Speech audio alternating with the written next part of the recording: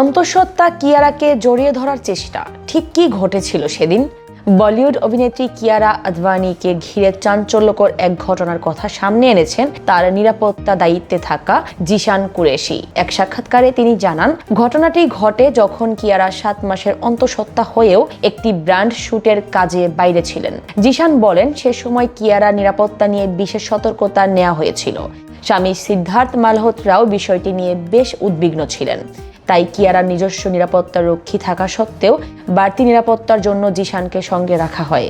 ঘটনার দিন Kiara vanity van থেকে নামতেই স্যুট পরা এক ব্যক্তি এগিয়ে এসে প্রথমে সেলফির অনুরোধ করেন, কিন্তু মুহূর্তের মধ্যেই তিনি আচমকা কিয়ারাকে জড়িয়ে ধরার চেষ্টা করেন। অন্তঃসত্ত্বা অবস্থায় এমন আচরণ মারাত্মক ঝুঁকিপূর্ণ হয়ে উঠতে পারে। দ্রুত পদক্ষেপ নিয়ে নিরাপত্তা রক্ষীরা ওই ব্যক্তিকে সরিয়ে নেয়। তবে এই আকস্মিক ঘটনায় কয়েক মুহূর্তের জন্য ভয় পেয়ে যান কিয়ারাও।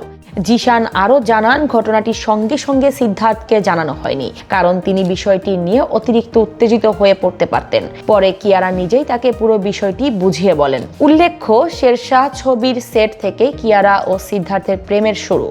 2023 সালে তাদের বিয়ে হয় আর 2025 সালের জুনে প্রথম সন্তানের জন্ম দেন এই অভিনেত্রী।